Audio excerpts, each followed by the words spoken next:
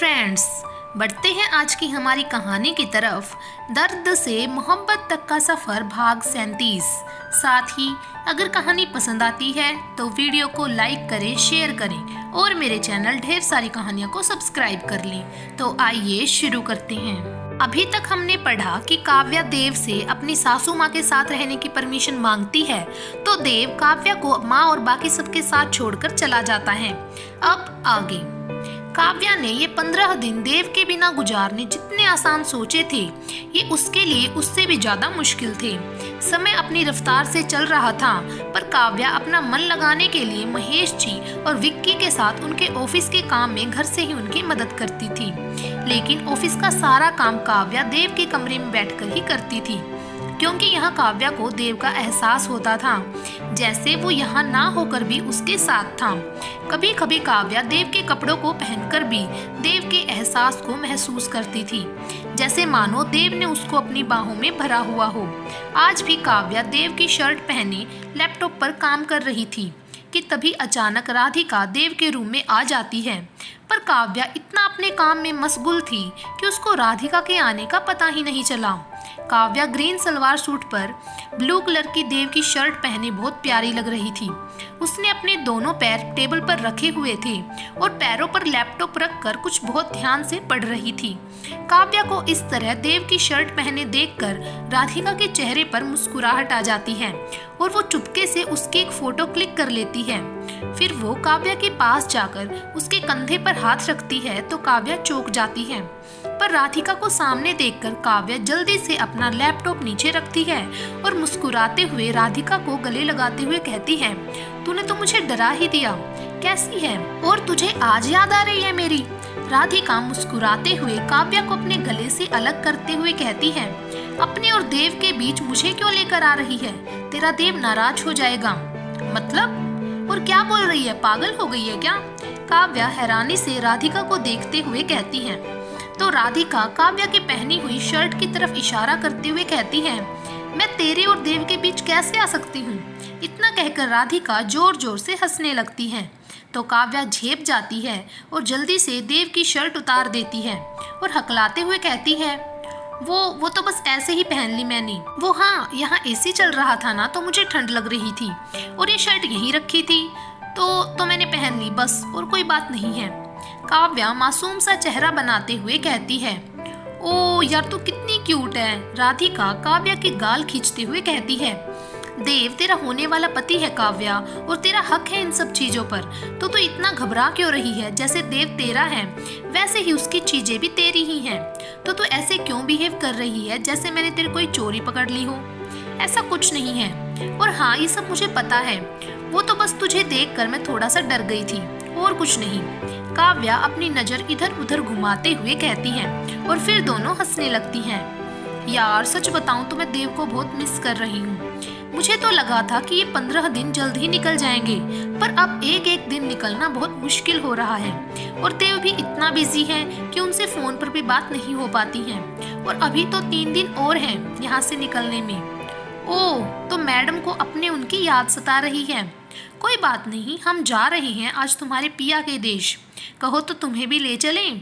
राधिका हंसते हुए कहती है, सच? तू आज ही मोहित के पास जा रही है? मोहित ने मुझे बताया था कि तू थोड़ा जल्दी आने वाली है, पर तूने कुछ मुझे ऐसा बोला नहीं, तो मुझे लगा तू हमारे साथ ही जाएगी। हाँ, क्योंकि तब मैंने मोहित को जल्दी आने से मना कर दिया था, क्योंकि विनोद को समय नहीं था और अकेले वो मुझको भेज नहीं रहे थे। पर अब उनका काम हो गया है तो हम पहले ही निकल रहे हैं, और तू भी एक काम क्यों नहीं करती, तू भी हमारे साथ चल। नहीं यार, मैं माँ के साथ ही आऊंगी। पापा और विक्की भी कल ही देव के पास चले गए हैं, तो मैं माँ और दादू के साथ ही आऊंगी, और अभी भी मेरे साथ ही है, और 3 दिन की ही तो बात है, वो भी पिछले दिनों की तरह निकल ही जाएंगी। काव्या कुछ सोचते हुए कहती है, कैसे, ये शर्ट पहनकर? राधिका हंसते हुए कहती है, हाँ शर्ट पहनकर, और कुछ? काव्या भी हंसते हुए कहती है। वहीं दूसरी ओर देव का हिचकियों से बुरा हाल था। वो पानी पी पी कर थक गया था, पर देव की हिचकियां बंद होने का नाम ही नहीं ले रही थी। कि तभी राघव एक फाइल लेकर देव के पास पहुंचता है तो देव को इस तरह हिचकियों से परेशान देखकर मुस्कुराते हुए कहता है, सर लगता है आज भाभी कुछ ज्यादा ही याद कर रही हैं, तभी आपकी हिचकियां आज रुक ही नहीं रही हैं। ये सुनकर देव बस मुस्कुरा देता है और कुछ कह नहीं पाता क्योंकि वो अभी हिचकियों से परेशान था कि तभी देव का फोन वाइब्रेट होता है पर देव ध्यान नहीं देता। पर फिर एक बार और वाइब्रेट होता है तो देव फोन उठा लेता है तो उसमें राधिका के 2 मैसेज थे। देव उनको खुलकर देखता है तो उसको देखते ही देव के चेहरे पर बड़ी सी मुस्कान आ जाती है क्योंकि राधिका ने देव को काव्या की वही फोटो भेजी थी जिसमें काव्या उसकी शर्ट पहनकर बैठी थी, जिसके साथ राधिका ने लिखा था, कोई आपको इतना मिस कर रहा है और एक आप हैं कि उसको एक फोन भी नहीं कर रही हैं। दिस इज नॉट फेयर जीजू। ये पढ़कर देव अपना फोन नीचे रख देता है और खुद अपनी कुर्सी में पीछे सिर लगाकर अपनी आंखें बंद करके मुस्कुराते हुए कहता है, सही कहा तुमने राघव, हमारी रानी साहिबा कुछ ज्यादा याद कर रही हैं हमको। सही कहा सर, तभी तो एक बार नाम लेते ही आपकी हिचकियां भी रुक गई। राघव हंसते हुए कहता है। देव भी गौर करता है तो सच में उसकी हिचकियां रुक गई थी। सही कहा तुमने राघव, मिस तो मैं भी बहुत कर रहा हूँ अपनी रानी साहिबा को, पर क्या करूँ आजकल वक्त ही नहीं निकाल पा रहा हूँ उनके लिए, क्योंकि मैं कोई काम पेंडिंग नहीं छोड़ना चाहता जिससे कि शादी के समय कोई भी परेशानी नहीं आए। अब काव्या को और कोई तकलीफ नहीं देना चाहता मैं। अच्छा, तुमसे जो पेपर्स मंगवाए थे मैंने वो ले आए तुम? हाँ सर, ये लीजिए और आप चिंता मत कीजिए सर, अब सब अच्छे से ही होगा। राघव देव को पेपर्स देते हुए कहता है तो देव भी मुस्कुरा देता है और फिर अपने काम में लग जाता है। काव्या के पास से राधिका भी जा चुकी थी और काव्या का काम भी पूरा हो चुका था। काव्या एक बार अपना फोन चेक करती है कि कहीं देव का कोई फोन तो नहीं आया है, पर देव का कोई फोन नहीं आया था। फिर काव्या सरिता जी के पास चली जाती है। अभी तो अब काव्या से ज्यादा दादू के साथ रहता था। अभी और दादू दोनों बाहर गार्डन में खेल रहे थे। शाम का समय था तो बाहर का मौसम भी अच्छा था। ठंडी ठंडी हवा चल रही थी और आसमान भी बादलों से ढका हुआ था।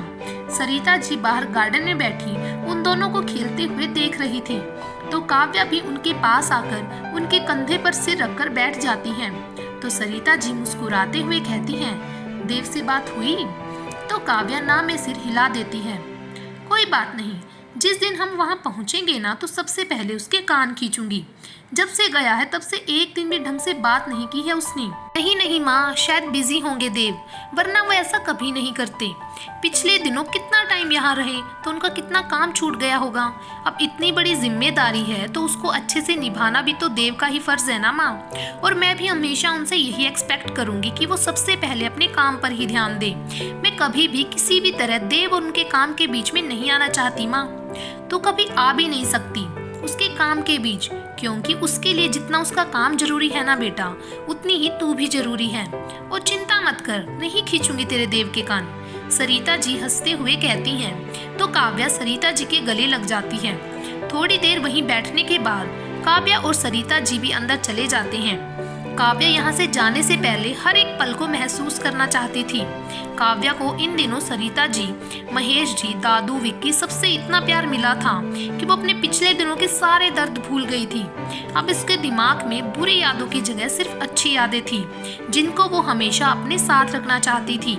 बस कमी थी तो देव की, क्योंकि इन 15 दिनों में वो ये तो जरूर जान गई थी कि अब उसके लिए देव के बिना रहना कितना मुश्किल है। इसी तरह 3 दिन भी निकल जाते हैं और वो समय भी आ जाता है जब काव्या, सरिता जी, दादू और अभी सब उत्तराखंड के लिए निकल जाते हैं। देहरादून एयरपोर्ट से वो सीधा देव के घर के लिए निकल जाते हैं और शाम तक पहुंच भी जाते हैं। आज देव बहुत खुश था। वो काव्या और बाकी घर वालों को लेने तो नहीं जा पाया था, पर जल्दी जल्दी अपनी सारी मीटिंग्स खत्म करके वो घर के लिए जल्दी निकल जाता है। देव घर पहुंचते ही जैसे ही अंदर पहुंचता है तो उसको सरिता जी और दादू सामने अकेले बैठे दिखते हैं, क्योंकि महेश जी और विक्की कल सगाई की तैयारियों में लगे हुए थे। देव उनके पास आकर सरिता जी और दादू के पैर छूता है, पर उसकी आंखें जिसको देखना चाह रही थी वो उसको कहीं नहीं दिख रही थी। देव को घर में चारों तरफ देखता पाकर सरिता जी मुस्कुराते हुए कहती हैं, जिसको ढूंढ रहा है वो तुझे यहाँ नहीं मिलेगी, बल्कि उसको तो अब तो कल ही देख पाएगा। क्या? पर क्यों? मतलब कैसे? देव हड़बड़ाते हुए कहता है। क्या का जवाब है हाँ, पर क्यों का जवाब है क्योंकि उसको लेने मोहित पहले ही यहाँ आया हुआ था और काव्या और अभि को अपने साथ ले गया। और कैसे? तो गाड़ी से। सरिता जी हंसते हुए कहती हैं तो दादू भी हंसने लगती हैं। क्या माँ, आप मेरी टांग खींच रहे हो? अच्छा काव्या ठीक तो थी ना? काव्या बिल्कुल ठीक थी, और तू कल देख भी लेना। पर अभी जाकर फ्रेश हो जा, मैं तेरे लिए चाय बना कर लाती हूँ। हाँ माँ, चाय तो मैं पीऊँगा, और वो भी आपके हाथों की। बहुत मिस करी मैंने आपके हाथों की चाय। देव सरिता जी के कंधे पर हाथ रखते हुए कहता है, ठीक है तू जाकर फ्रेश हो जा, मैं तेरे लिए चाय बना कर लाती हूँ। इतना कहकर सरिता जी किचन की ओर चली जाती हैं और देव अपने रूम में चला जाता है। वहीं दूसरी ओर काव्या भी मोहित के साथ घर पहुंच जाती है, पर देव से ना मिल पाने के कारण काव्या थोड़ा उदास भी थी, पर उसको इस बात की खुशी भी थी कि 3 दिन बाद उसको हमेशा के लिए देव के साथ ही तो रहना था। काव्या जैसे ही अंदर आती है तो राधिका, विनोद, सीता जी, मोहन, पूजा सबको देखकर खुश हो जाती हैं और सबसे पहले जल्दी से वो सीता जी के पास जाकर उनके पैर छूती हैं और उनके गले लगकर खुश होते हुए कहती हैं, ताई माँ आप सब यहाँ कब पहुँचे? और मैं बता नहीं सकती कि आप सबको यहाँ देखकर मैं आज कितनी खुश हूँ। फिर काव्या राधिका के पास जाकर कहती है, और राधिका तूने मुझे क्यों नहीं बताया कि ताई माँ और भाई भी तेरे साथ ही आ रहे हैं? और रिया कहाँ है? वो नहीं दिख रही।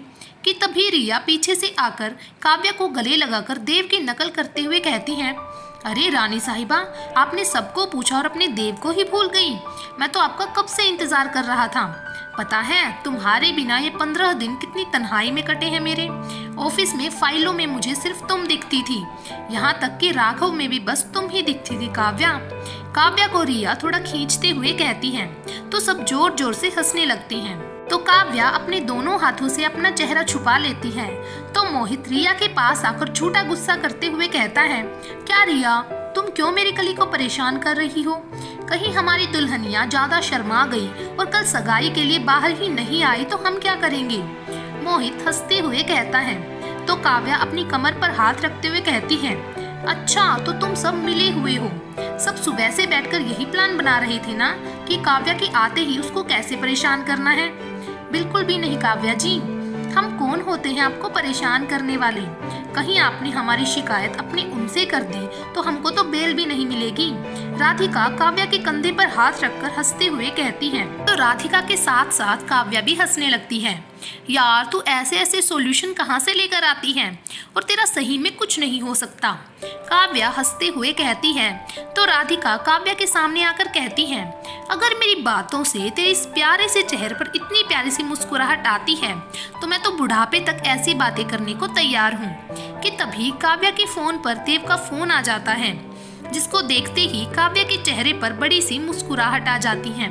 तो राधिका काव्या को छेड़ते हुए कहती है, पर अब लगता है काव्या जी को हमारी नहीं बल्कि किसी और की बातों पर मुस्कुराना है, तो अब बुढ़ापे तक हंसाने वाला प्लान कैंसिल। बिल्कुल नहीं, मेरे चेहरे की खुशी जितनी देव के साथ से है उतनी ही आप सब लोगों की वजह से भी है। और आप सब लोगों को एक फ्री एडवाइस देती हूँ, इस बेवकूफ की बातों में कभी मत आना, ये कुछ भी बोलती है। इतना कहकर काव्या हंसते हुए बाहर चली जाती है, पर तब तक देव का फोन कट चुका था। तो काव्या देव को कॉल करती है। देव पहली बेल पर ही फोन उठा लेता है। तो काव्या हंसते हुए कहती है, क्या बात, आज डीएम साहब को टाइम मिल गया मुझसे बात करने का। ओह, तो हमारी रानी साहिबा टोंट मार रही है हमें। चलो कोई बात नहीं, अब गलती की है तो सजा तो भुगतनी ही पड़ेगी, देव हंसते हुए कहता है। पर एक गलती आपसे भी हुई है रानी साहिबा, आप आज हमसे मिले बिना ही चली गई। ओह, तो इस बात की नाराजगी है, पर कोई बात नहीं, आपकी ये सारी नाराजगी कल दूर हो जाएगी, काव्या हंसते हुए कहती है। क्यों, कल कुछ स्पेशल है क्या? हाँ स्पेशल है ना, कल मेरे होने वाले पति मुझसे मिलने आने वाले हैं, तो अगर आप चाहें तो आप भी उनसे आकर मिल सकते हैं, काव्या हंसते हुए कहती है। बिल्कुल, अब तो आपके होने वाले पति से मिलने आना ही होगा, देव हंसते हुए कहता है। तो काव्या भी खिलखिलाकर हंसने लगती है। हाय, काश तुम्हारे चेहरे की ये प्यारी सी मुस्कुराहट देखने के लिए मैं वहाँ होता, देव अपने दिल पर हाथ रखते हुए कहता है। इस हंसी को वापस लाने वाले आप ही तो हैं देव, वरना ये हंसी तो कहीं गुम हो गई थी। पर अब ये हंसी कभी गुम नहीं होगी, क्योंकि उसको मैंने, डीएम देव मल्होत्रा ने जो ढूंढा है, और देव मल्होत्रा जो चीज एक बार ढूंढ लेता है उसको फिर कभी खोने नहीं देता। अच्छा जी, बिल्कुल, चाहो तो आजमा कर देख लेना, देव मुस्कुराते हुए कहता है। पर तभी देव को सरिता जी नीचे आने के लिए आवाज लगा रही होती हैं। अच्छा काव्या, मैं थोड़ी देर में तुमको फ्री होकर फोन करता हूँ। माँ नीचे बुला रही हैं। और अपना ध्यान रखना, मेरी रानी साहिबा को बिल्कुल भी तकलीफ मत देना, वरना अंजाम तो तुम जानती ही हो। देव हंसते हुए कहता है। तो काव्या बिना कुछ बोले मुस्कुराते हुए फोन रख देती है। काव्या अंदर जाने के लिए जैसे ही मुड़ने लगती है कि कोई पीछे से काव्या की आंखों को अपने हाथों से ढक लेता है। काव्या उन हाथों को छूकर देखती है तो उसके चेहरे पर मुस्कुराहट आ जाती है और वो झटके से पीछे पलटते हुए उसको गले लगा लेती है, क्योंकि वो और कोई नहीं बल्कि सलोनी थी। सलोनी पहले से काफी बदल गई थी, पर एक बात उसमें बिल्कुल भी नहीं बदली थी, वो था उसका चुलबुलापन। क्या दी, आपने तो मेरा सारा सरप्राइज ही खराब कर दिया। मुझे लगा था आप मुझे यहाँ देखकर चौंक जाओगे। आपको पक्का मोहित भाई ने बता दिया होगा ना? मोहित भाई भी आपको कुछ बताए बिना रह नहीं पाते। सलोनी खुद ही बड़बड़ाते हुए कहती है। मतलब मोहित को सब पता था और मुझे मोहित ने कुछ नहीं बताया? फिर काव्या सलोनी के कान पकड़ते हुए कहती है, और तुझे क्या लगता है कि तू मेरे पीछे से आएगी और मैं तुझे पहचान नहीं पाऊंगी? दी हूँ मैं तेरी, और इस मोहित की तो मैं अभी खबर लेती हूँ। अरे दी, मोहित भाई की खबर बाद में ले लेना, पहले मेरा कान छोड़ दो, वरना ये खबरें सुनने के लायक नहीं बचेगा। सलोनी अपना कान पकड़ते हुए कहती है। तो काव्या को हंसी आ जाती है। काव्या सलोनी के सिर पर हल्की सी चपत लगाते हुए कहती है, तेरा और एक राधिका, तुम दोनों का कुछ नहीं हो सकता। कौन कहेगा तुझे ऐसे देखकर कि तू डॉक्टर सलोनी पुरोहित है? पूरा अमेरिका कहता है दी कि मैं डॉक्टर सलोनी पुरोहित हूँ। सलोनी हंसते हुए कहती है। तो काव्या भी हंसने लगती है और दोनों घर के अंदर आ जाते हैं। सलोनी को देखकर सब खुश थे। सलोनी सबसे पहले जाकर राधिका के गले लगकर काव्या को देखते हुए कहती है, दी अभी बाहर ना आपकी और मेरी तारीफ हो रही थी कि हम दोनों बिल्कुल एक जैसे हैं। अच्छा, अरे हम दोनों दी बेस्ट हैं, तभी लोग हमसे जलते हैं। राधिका हंसते हुए कहती है। तो सलोनी भी हंसते हुए उससे हाई फाई करती है। फिर सलोनी मोहित और पूजा से मिलती है और फिर सीता जी के पैर छूती है। तो सीता जी सलोनी को गले लगाकर उसका माथा चूम लेती हैं। मोहन भी सीता जी के साथ खड़ा था, पर सलोनी को देखकर वो बाहर की ओर जाने लगता है। तो सलोनी मोहन का हाथ पकड़कर उसको रोकते हुए कहती है, क्या हुआ भाई, अपनी छोटी बहन से नहीं मिलेंगे? सलोनी के मुंह से भाई सुनकर मोहन की आंखें नम हो जाती हैं और वो सलोनी को गले लगा लेता है कि तभी काव्या उन दोनों के पास आकर कहती है, पर इस बहन से आपको बचकर रहना होगा भाई, क्योंकि ये सिर्फ शक्ल से भोली दिखती है, वरना आगे इसको देखकर आप खुद ही समझ जाएंगे। तो मोहन हंसते हुए सलोनी की नाक पकड़ते हुए कहता है, अरे अब दो बहनें शांत हैं तो एक तो चुलबुली होनी चाहिए ना, वरना घर में धमाल कौन मचाएगा? बिल्कुल, देखा दी, भाई आपके नहीं मेरे साइड हैं। तो अब आप अपना देख लो, मुझे तो राधिका दी के साथ साथ एक और पार्टनर मिल गया। सलोनी हंसते हुए कहती हैं। तो काव्या के साथ साथ बाकी सब भी हंसने लगती हैं। कल से देव और काव्या की शादी की रस्में शुरू होने वाली थी, जिसकी शुरुआत कल सगाई से हो रही थी। तो सब उसी की तैयारियों में लग जाते हैं और कब दिन से शाम और शाम से रात हो जाती है पता ही नहीं चलता। कल की सारी तैयारियां हो गई थी और सब काफी थक भी गए थे, तो सब अपने अपने कमरों में चले जाते हैं। आज सलोनी काव्या के साथ ही सोने वाली थी, तो दोनों काव्या के रूम में चले जाते हैं। काव्या जैसे ही अपने बेड पर आकर बैठती है, तो सलोनी जल्दी से काव्या की गोद में सिर रखकर लेटते हुए कहती है, आज कितने दिनों बाद सुकून की नींद आएगी। वैसे दी, जीजू कैसे हैं? मेरे यहाँ से जाने के बाद तो उनसे बात ही नहीं हुई, कहीं वो मुझसे नाराज तो नहीं होंगे ना? देव अच्छे हैं, और तूने ऐसा कुछ नहीं किया है जो वो तुझसे नाराज होंगे। उनको तो मैंने इतना हर्ट किया, वो जब मुझसे नाराज नहीं है तो तूने तो कुछ भी नहीं किया था, बल्कि जो भी किया था मैंने ही किया था। नहीं दी, आपने कुछ नहीं किया था। उस वक्त अगर मैं भी या कोई भी आपकी जगह होता तो शायद यही करता। आपने कुछ गलत नहीं किया दी, बल्कि गलत तो वो रतन सिंह था, और आप इतने साल अकेले अकेले घुटते रहे दी, पर आपने मुझे क्यों नहीं बताया? आज की कहानी यहीं पर समाप्त करते हैं। भाग नंबर 38 में देखिएगा कि जब सलोनी के सामने रतन सिंह का सच आएगा तो वो कैसे रिएक्ट करेगी। तब तक के लिए हमसे जुड़े रहें और ऐसे ही प्यार बनाए रखें। धन्यवाद।